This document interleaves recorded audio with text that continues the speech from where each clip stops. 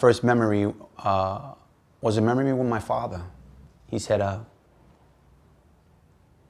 Nene, there's something special about you.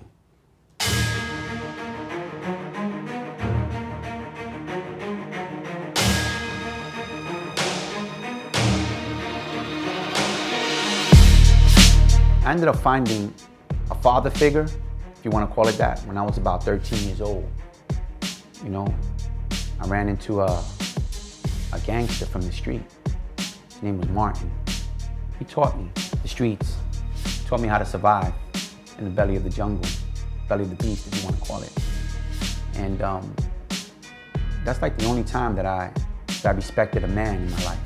But as far as my father, you know, he wasn't in my life when I was young. He wasn't around. You know, my mom's she actually moved away. She actually moved her kids away to get away from him because he was so violent. She didn't want me around that.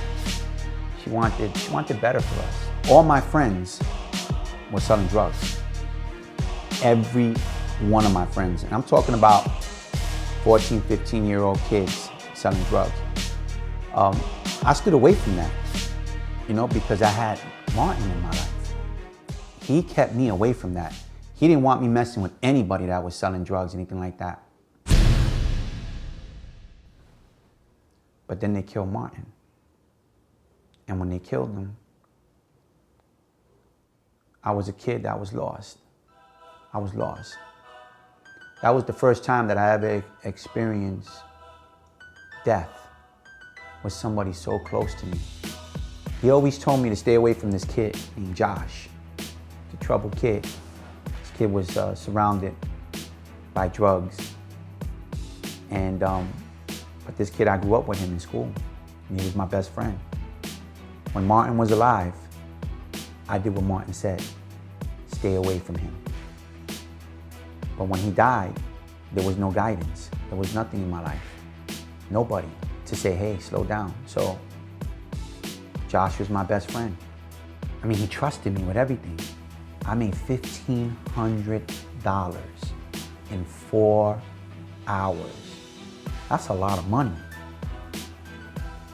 Once I touched that life, that was it. There was no going back. I called my boss. The next day, I said, yo, I quit. And that little $200 you owe me, keep it. I'm done. I hung up the phone and I never looked back. Never. With Josh out the picture, I needed to find a dope connection, and I needed a dope connection fast. So I ran into this killer. His name was Fearless, and he was running with some large drug dealers from the Lower East Side of Manhattan. So I stepped to him and I'm like, yo, Fearless, what's up, man? You know, what's going on? I'm looking for some dope. He tells me, nah, listen, Playboy, man, I can't help you with that.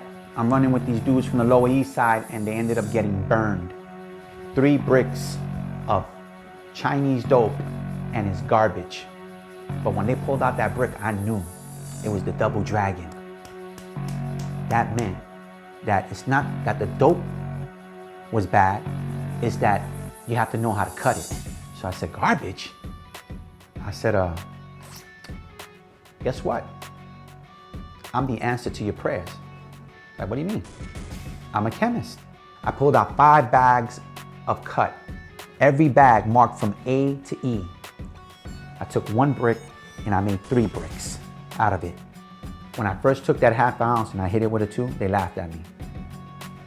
They laughed at me. Because at first I went in there and I said, I'm gonna hit it with a 1. But once I saw that Double Dragon, I knew what I had in my hands. So after I did my magic, I said, boom, I'm done. And by the way, I hit it with a 2. They're like, no way, this is garbage. I said, you want this formula? You're gonna pay me $5,000 a week.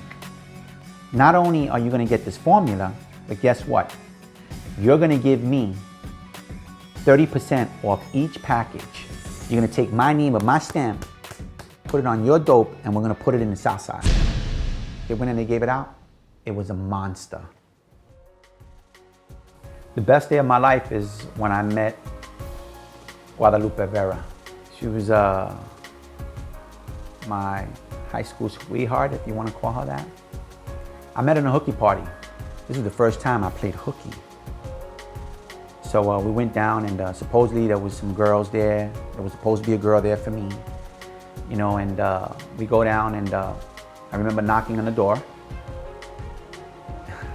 Lupe opens up the door, and she was the most beautiful woman I've ever seen in my life.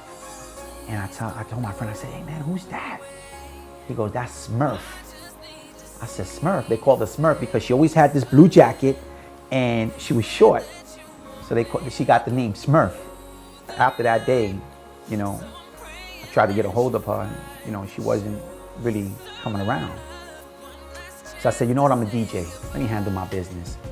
So I put together a slow jam tape, a bunch of slow music, and on the parts where there's nobody singing, I would sing to her, letting her know how I was feeling her that one night, that one day that we were together, and how she deserves to be with me.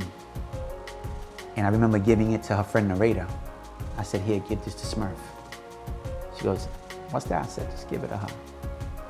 The next day, Smurf calls me. It was love, man. It was meant to be. She told me that she fell in love with me, and I gave her that tape. It was written for me to be at that hooky party. It was written for me to be there, because 24 years later, I'm still with my diamond, and the love is stronger than ever. Rise to Grace, a genuine street story. It's an autobiography of my life. My book is aimed at telling my audience the truth about the streets and what real grace and power means. I tell that story not to glorify the bad that I've done, but to glorify the good that God has graced me with. I tell my story to save other young kids from living the life I've had to live, from having to say goodbye to so many friends so young. You want to know about the streets? Rise to Grace will tell you everything you need to know. This one's for the dude